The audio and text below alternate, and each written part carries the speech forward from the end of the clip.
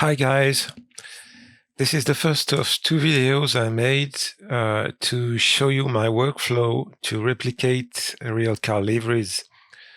The aim is to make a car skin that looks good, but also that is as accurate as possible, even with complex liveries such as this one.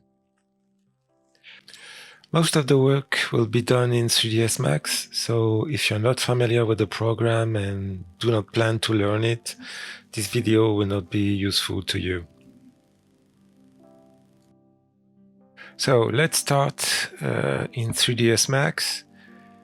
We need a single viewport with a perspective view, and of course you load the model first thing, and then a picture of the real car as a background picture. By the way, we will skin Porsche number 19 at the 2014 Rolex 24.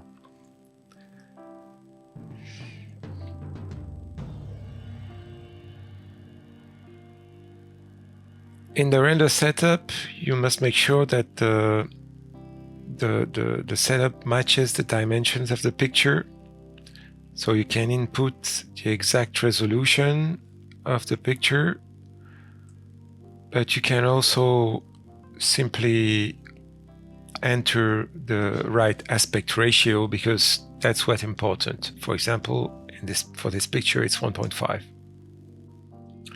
And finally, you can display the Scene Explorer, because it will be useful later. So now we will put camera match helpers on the model. One thing important is to activate the 3D magnet, or the helpers would be all over the place. And you set the helpers onto the mesh at places that you can easily spot in the background picture. So usually it's at the corner of the bodywork panels. Just avoid putting them on movable parts such as the rear wing or the rear view mirrors.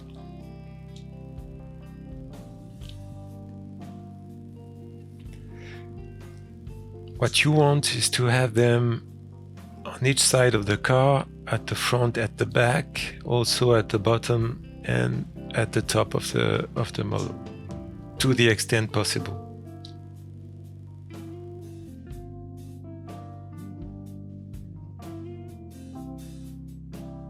And now we will open the camera match utility, and for each helper we will assign a corresponding position in the picture. So you select every helper in a Scene Explorer and you set its position on screen. And when we're done, we'll simply hit the Create Camera button to create a camera which, if everything goes well, will fit the model into the background.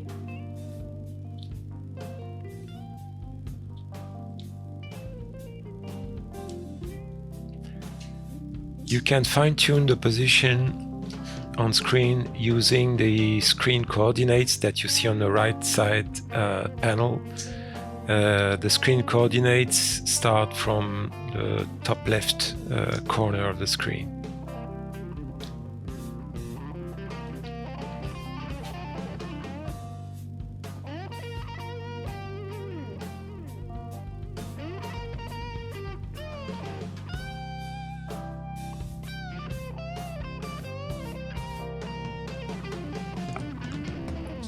Okay, so now we create the camera. As you can see, it appears in the Scene Explorer. You select the mesh, so the car model, and we will we'll create a camera map modifier, and you pick the camera that we just created, and you set the map channel to anything but one. In this example we will use 2. check how the camera fits. It's good.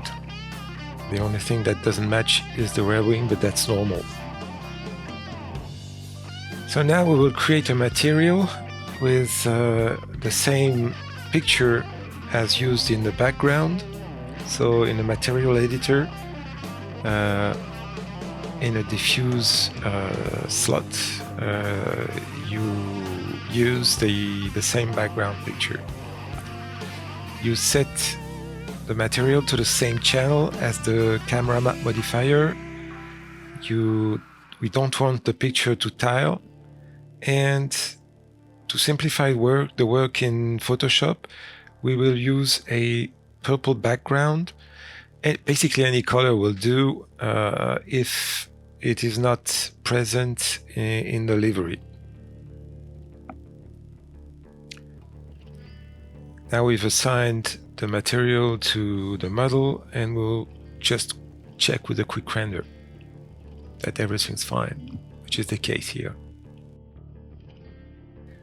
So next step, we'll clean a little bit the UV map that we created with the camera map modifier. So we create an unwrap UVW modifier. We display the UV map in the UV editor, select all the faces, and we deselect in the viewport the faces that face the camera. So that way we will remove the others by dragging them out of the render area.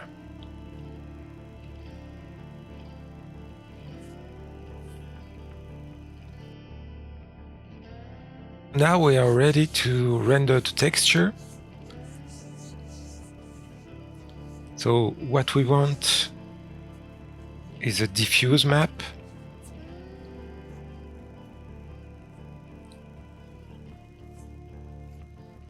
With the same background color as our material, so we'll set it to purple.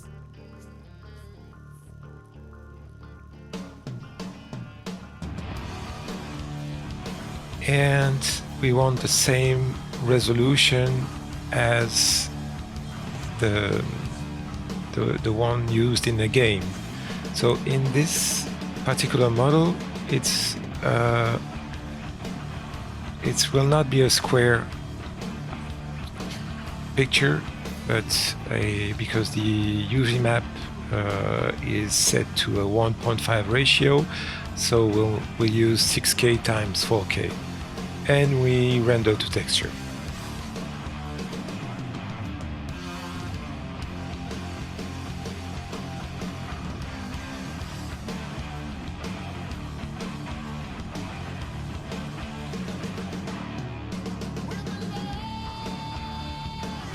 So let's open the texture in Photoshop, and this is the first piece of the texture map that we are building.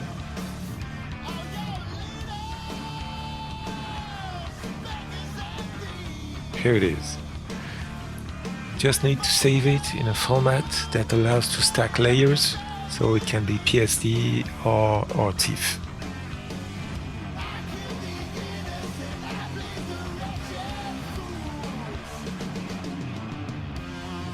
So here it is. Now we just need to repeat the process for every view angle to have a complete map from reference pictures. So let's speed up the video since you've already seen the process. Here I'm just making the left side of the model. The only difference with what we've done so far is that you don't need to create a new material or to create new modifiers. You can simply update them with the new background picture and the new camera that we are creating.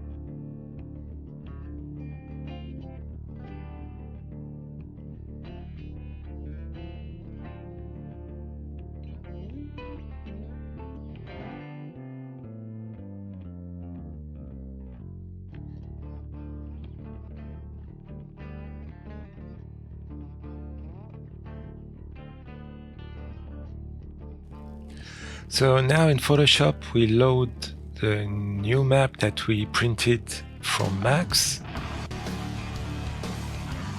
You copy paste it on top of the first one. And now we'll do a little bit of cleaning to assemble the pictures. First one is to remove the purple background using the background eraser with a 1% tolerance, which is important because if you use more than 1%, you could erase good parts of the texture. And once you've erased the purple background, you do the rest of the cleaning with the standard eraser, just to remove the junk parts.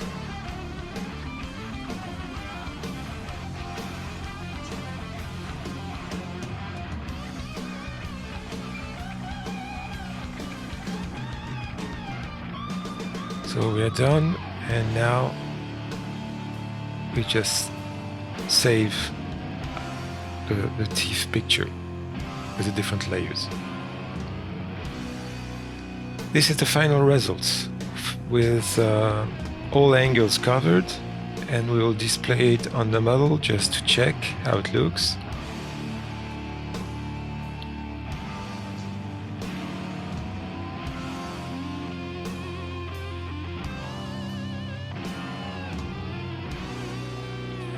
So it looks quite okay, and thanks to this map, there's no need anymore to eyeball the graphics, the position and the size of the decals, so we'll be able to texture in a more precise way, and it will be also easier.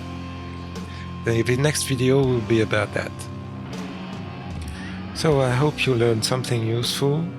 In case you want to buy me a beer or a coffee, there will be a donation link in the description. I will also put in the description links to skins I made over the last years, the IER mod, and Patrick Marek's modding group on Facebook. And by the way, many thanks to Patrick for letting me use this fantastic model for this tutorial. See you all next time.